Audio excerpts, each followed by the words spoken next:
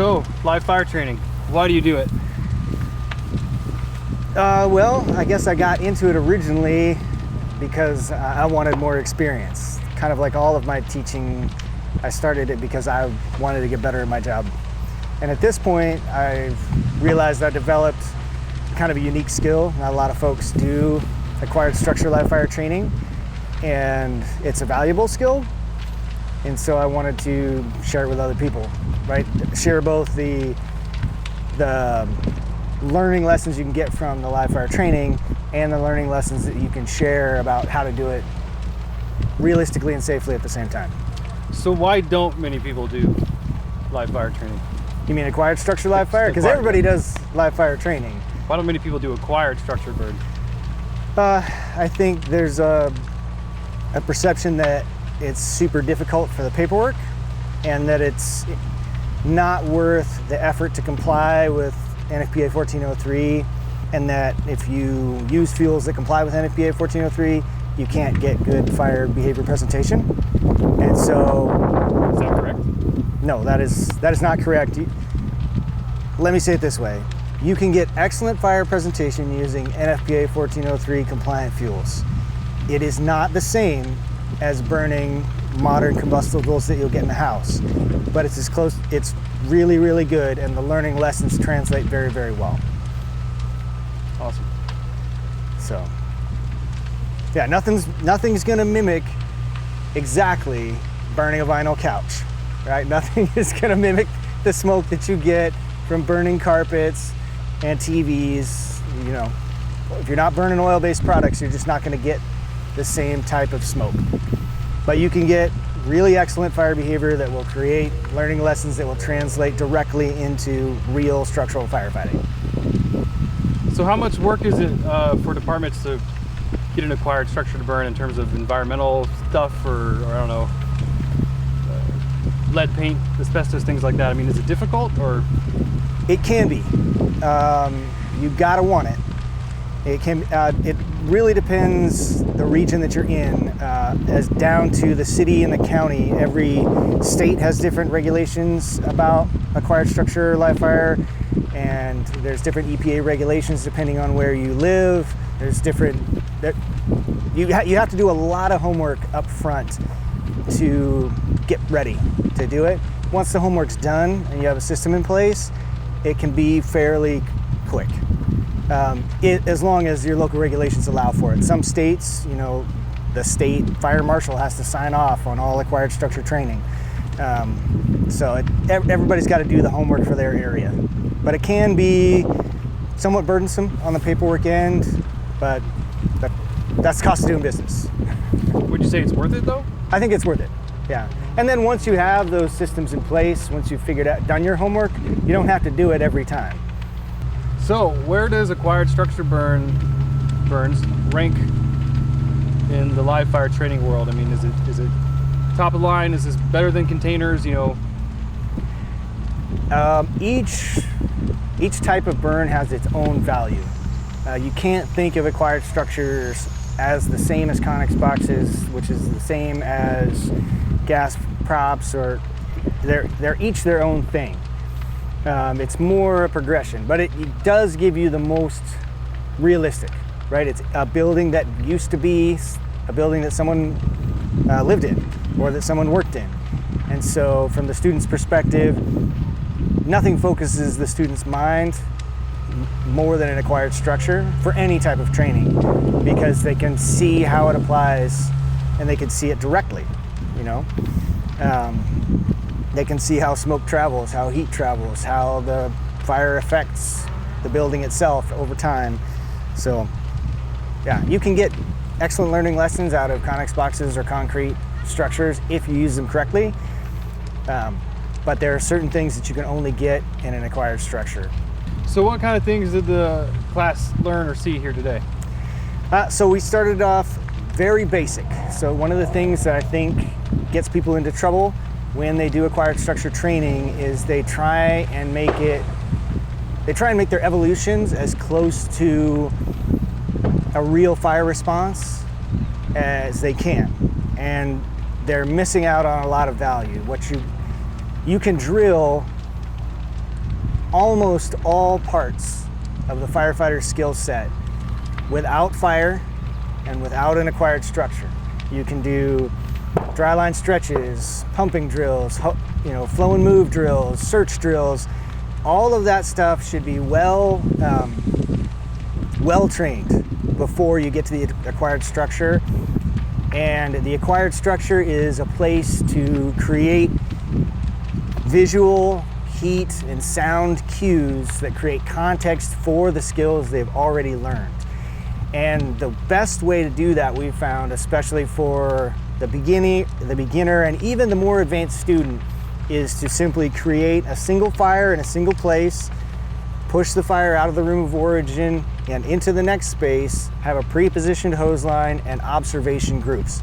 We try and have as few people actually performing tasks as possible, because most live fire training is not actually training about fire. It is skills training with a fire somewhere in the vicinity. So if I use an acquired structure for live fire training and I have a bunch of people doing searches and a bunch of people running around outside and setting up ICS, they're not getting the most value out of that they can. They'll get far more value by just sitting inside, watching the fire grow, watching it travel from a room down the hallway into the living room, because that will give them cues and context for when they actually have to perform a search. And then when they're observing on the outside on the second go round, they'll be able to tie the exterior cues that they see with the interior visual that they just saw. So all the training is actually related to what the fire is doing and how the fire and the smoke and the heat move around the building, and how you can tell that from the inside and the outside. And then of course, you always have to have an extinguishment component, because otherwise you'd only do one fire. So why is this valuable for the community? Why is this big mess of smoke and noise and everything actually a benefit for the neighbors that are driving by right now? Well, as we've been saying, there's no training like it. There's no training that comes close to it in terms of preparing their local fire department to go inside a burning building and put the fire out and search and rescue them. All of these firefighters got to spend 6-7 fires inside, watching the fire grow, watching it travel from room to room, and just experiencing what that is like. And so they will be much more confident when they go to their next actual fire, because they've had a chance to just observe all of these things without the pressure of performing a task. Firefighters don't actually go to a lot of structure fires. And the stuff that's on the line, the lives and property that are on the line, are too important to learn on the job, right? If you're waiting to go to real house fires and real structure fires to learn the important lessons, it's too late, right? And even if you go to fires all the time, you'll learn those lessons badly, because you can't take the time to study what you're doing. I, as an officer, can't take my new firefighter, say, "Stop, Proby. Look, watch what's happening here. We're gonna watch this fire travel a little bit. Put some water over here, we'll see what the effect is." No, we have to extinguish the fire and search as fast as possible so that we can save as much property or as many people as we possibly can. So it's a terrible learning environment.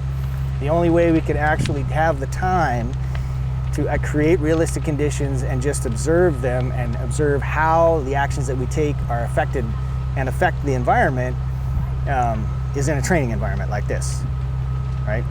Amen. So not every new firefighter gets to go through quality training like this, right? There's differences in training across the board, across the country, and everyone's doing, we all have the same goals in mind, but everyone's doing it slightly differently for whatever reasons. What's the risk of a new firefighter hitting the street and being able to respond to calls and not have had experiences like this with live fire training? The risk is that they'll fail to perform adequately on their first fire. The truth of the matter is that you can get a lot of training as a firefighter on fire behavior, hose deployment, how to drive the rig, how to pump and all that stuff, but as a human being, just as a pure human being, going inside a burning building is scary. It's dark, it's zero visibility, you can't see, it's hard to hear because things are so loud, it's easy to become disoriented. And until you have time in grade or experience with training like this, you're gonna just act like a lot like a normal human. It's gonna be easy to be physically and mentally overwhelmed because you've never actually sat in that seat before. You know, it'd be like telling a boxer, hey, we're gonna only have you hit the heavy bag. And you can learn a lot from hitting the heavy bag. You can get lots of power, you can work on your combinations, you can work a lot of fundamental boxing skills on the heavy bag. But it will not prepare you for when another human being gets in a ring with you and punches you in the face. A lot of those skills are gonna go out the window because you've never sparred before, right? You've never had the physical, mental pressure of someone else trying to hurt you. And it's the same with live fire. If the first time you're actually going into a burning building or experiencing realistic live fire conditions is at an actual fire, it's gonna be very overwhelming because you've never really experienced it before. So have you had any students or class members go through your work and then say anything positive afterwards about? Many. Two immediately come to mind. There was a brand new firefighter who'd gone through an academy, and I helped run their acquired structure burns at the end, and he did really well. And within a few weeks after going out to the department where he was working, he arrived first in on the nozzle at a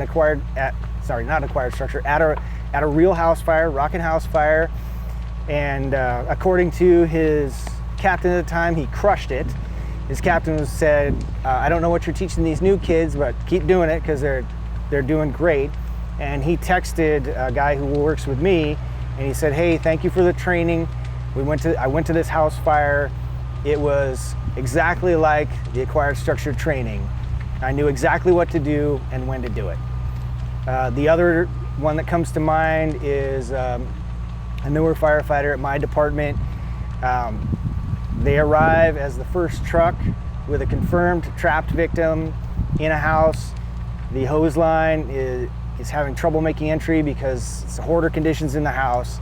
So they perform a VES through the side window. He goes in, he does what he's told, what he's been trained to do. He tries to find the door to isolate the room. There's no door. Turns out he's actually in a kitchen, right? No way to isolate himself from the fire.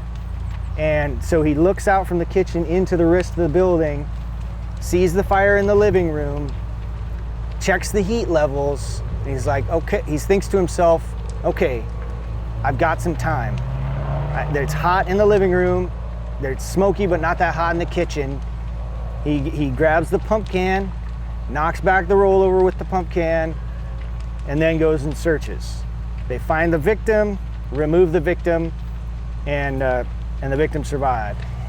And he's told me directly that he would not have been able to effectively read his heat levels without the live fire training we'd gone into. So without effective live fire training, one of two things would have happened. Either he would have been overwhelmed by the situation and bailed out, gone in and said, hey, I can't isolate the room, I have to leave. And so the victim would not have been found as quickly. Or he probably would have said to himself, oh my goodness, I have no idea what's going on, but I have to stay in here and search for this victim. And his search would not have been nearly as effective. Instead, because he'd had stress inoculation training by experiencing live fire, he was able to remain calm, cool, collected, make an accurate assessment of the conditions, and conduct a quality search, find a victim, and get him out. Awesome. Yeah. Is there anything else you'd like to talk about, or you think I should ask? Yeah, I think the thing we need to get away from in live fire training is expecting live fire training to be an evolution. It's not a fire response. It's not a house fire response. The live fire training, especially in acquired structures, needs to start with training on fire. How does the fire behave? And establishing mental and physical cues to action, right? We shouldn't be responding in, hey, engine one is at, all this, none of that stuff matters. That can be drilled at any time in any place.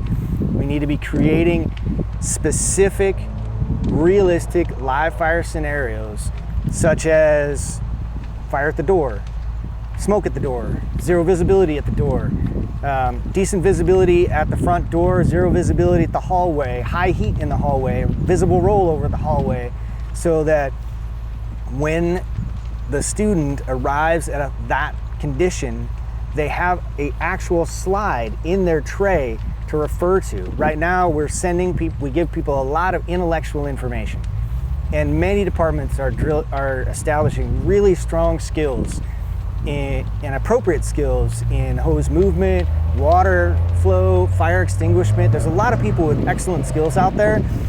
The key that they're missing is the when and how in the specific space, right? They've drilled a lot in their drill towers, but we've had many students struggle, even who have strong skills, because they don't know exactly how to apply the skills in the space or when to apply the skills in the space. And then the other piece is that they have to see fire over and over again and be exposed to it so that it's normal. We have to normalize the live fire environment, right? Me personally, I'm uncomfortable in a suit. I don't like wearing them. They feel weird.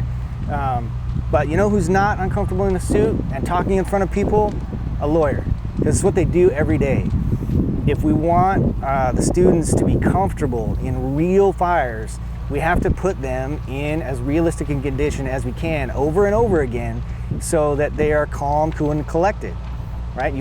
And the only way to do that is through exposure, right? Good, strong quality training and exposure, right? And if our exposure is people screaming at you while you're trying to perform the drill, that's just adding a stress that is totally unrelated to actual stress training. So what would you say to someone that, or maybe it's someone on the line that's having a tough time getting a live fire training program off the ground. Maybe it's a chief that is a little bit hesitant to do more live fire training for whatever reason, health concerns, litigious concerns. What would you say to folks that are on the fence about doing quality live fire training? The first thing I would say is you have to do your homework. Like I said before, you got to do your homework on your local regulations, EPA, environmental, fire marshal, like anything that you can know about how to do live fire training in your area, you need to know. Not only because it's the law, but it's the right thing to do. And if you're going to advocate for a program, oftentimes people will try and shoot you down because they believe something is impossible or they believe something is prohibited, but it's not actually prohibited. So if you have all the answers to people's questions, you will be more professional, which you should be, and you'll be able to answer a lot of doubts that people have or concerns that people have. So local regulations, you should know every line of duty death that's related to live fire training, and you should know every line of duty death that's been written about in NIOSH and the fire service in general, right? You have to be a consummate professional. You have to know things inside and out. You got to read 1403. It's not that long. It's not that complicated. You should know it like the back of your hand, right? When people come to you that's just basic professionalism, right? So do your homework. That's number one. Number two, get as much live fire training as you can. It's hard to advocate for a program if you have no context for what that program should look like. All right? You can't, it's just like if you're building a house or laying some tile, it goes a lot better if you have someone who could show you the path, right? So get as much live fire training as you can, ask lots of questions, reach out to people. Most people who do live fire training, I have found, are very generous with their experience, but they're also very busy. So they're not going to reach out to you. You're going to have to reach out to them. And then internally in your department, you got to make friends, right? I hear a lot in the fire service right now, this kind of rebel mentality. it seems like a popular thing, like, oh, I'm a rebel, I'm gonna rebel against this safety culture, and that will not work. You got to make friends, right? You have to make friends with the chiefs. You have to make friends with decision makers. They have to trust you, right? That doesn't mean you can't speak the truth. You do have to speak the truth about the value of the program and why it's important and how it's been successful in other places. But you can't be mean. You can't be a jerk. Nobody likes a jerk. Jerks don't get programs started. So make friends. The other one I say is plant seeds, right? Don't expect change right away.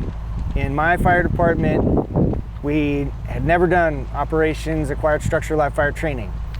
Even with everyone being supportive and a lot of people moving in the right direction, it still took 4 years to get it going, right? And that's with everybody in the moving in the right direction.